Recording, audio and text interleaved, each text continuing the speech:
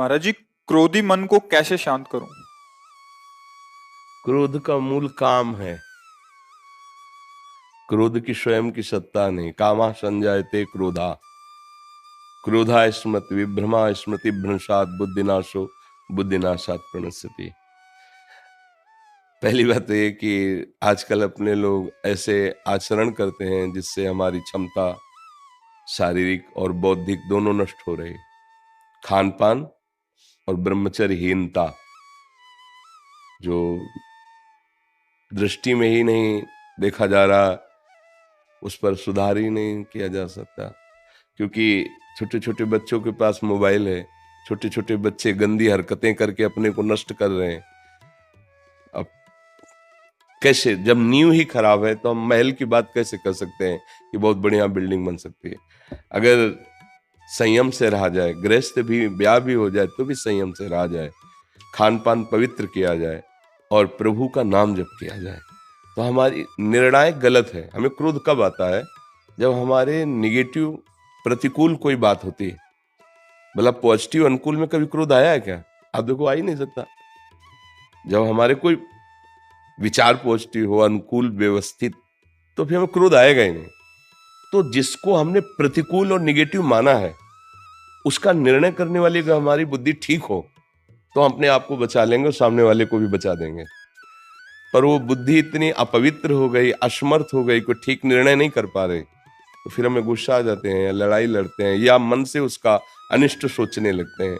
हर तरह से हमारी भी हानि है, उसकी भी हानि है। जिसने हमारे प्रति नकारात्मक चेष्टाएं की तो उसकी हानि होगी कि नहीं ये तो पता नहीं, पर अपनी हानि तुरंत होने शुरू हो जाती है जब हम क्रोध करते हैं। हृदय जलने लगता है, विचार गंदे होने लगते हैं, भावना हमारी हमको जलाने लगती है। इसलिए ना तो उसके लिए ठीक है और ना अपने लिए ठीक है। तो इसको मिटाना ही हमारे लिए कर्तव्य है। और ये पवित्र बुद्धि विवेक के द्वारा मिटाया जा सकता, दूसरी कोई दवा नहीं। विवेक के द्वारा अगर विवेक हो जाए तो बात बन जाए। विवेक होने के लिए सत्संग में विवेक प्रकट होता है, पर उसको धारण करने की भी तो क्षमता होनी चाहिए। बिन सत्संग विवेक ना हुई, सत्संग से विवेक होगा, पर वो विवेक धारण तभी होगा जब बुद्धि पवित्र हो। बुद्धि पवित्र तभी होगी जब आहार पवित्र हो, संग पवित्र हो, आचरण पवित्र हो, विचार तभी हमारे पवित्र होंगे ना। अब हम कैसे बताएं? गंदे भोजन करना, मनमानी आचरण करना, गंदे दृश्य देखना, गंदा व्यवहार करना, गंदा विचार रखना, अब कैसे सुधारो, कैसे सुधारो? क्योंकि नींव गड़बड़ हो रही।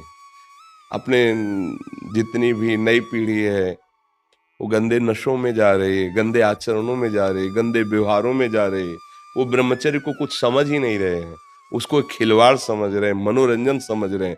क्षमता अध्यात्म की तब आवे ना जब थोड़ा संयम होना। अब जैसे कोई या कहता है मैं भगवान की अनुभूति कराओ तो माने, यार पूरा जीवन हो गया उन्हीं की अनुभूति के लिए तो चले। ये जितने महात्मा हैं ऐसी अनुभूति हो जाती है कि ये करवाओ, ये कोई ये थोड़ी कि थोड़ा टेस्ट करवाओ तब हम चलेंगे। उसके लिए तुम्हारी जबान भी तो ठीक होनी चाहिए।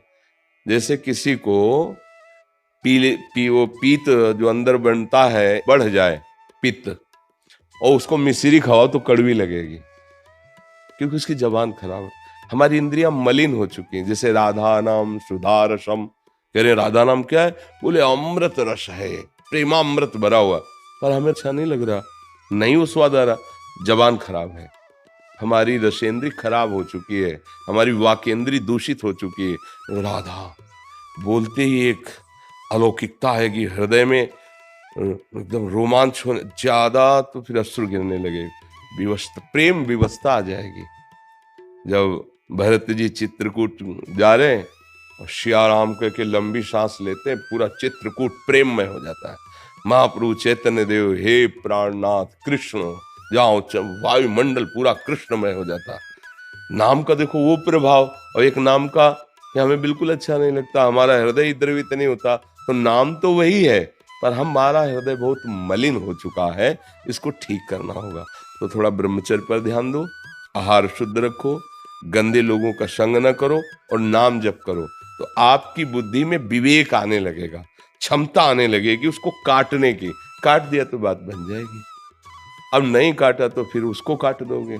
लड़ाई झगड़ा गाली गुप्ता ये सब यही तो हो रहा है। संसार नाक में गुस्सा रखा है, नाक में जरा सा छू गया तो पीट देगा, वो गाली दे देगा। ये नहीं समझ रहा भीड़ है, धक्का लगा होगा, जिससे छुआ है वो भी असमर्थ है, भीड़ में उसको धक्का लगी, उससे हमारे द्वारा लग गई, कोई बात नहीं। अगर लग भी जाए अपने, कोई बात नहीं, कोई बात नहीं, आप आराम से, तब लगेगा कि हाँ मनुष्यता है इसमें। तो अपने को आगे बढ़ना है तो आहार ठीक करो, कोई ऐसे गंदे पदार्थ नशे वाले मत लो।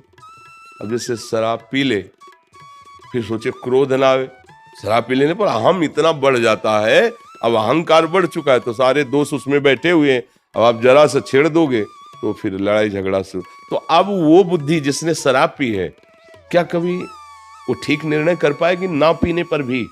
क्योंकि मलिन तो हो गई ना। अब जो मांस खाई हुई हिंसक वृत्ति प्रकट करने वाला भोजन है, भले आपने हिंसा नहीं की, लेकिन उसकी हिंसा हुई है, उसमें आप सहयोगी हैं क्योंकि आप खा रहे हैं, तो आपकी बुद्धि क्या करेगी? हिंसक बनेगी, उसमें क्रूरता आएगी, निर्दयता आएगी। आप गंदे आचरण कर रहे हैं, व्यभिचार आदि दोष, आपकी बुद्धि एकदम घृणित मलिन हो जाएगी।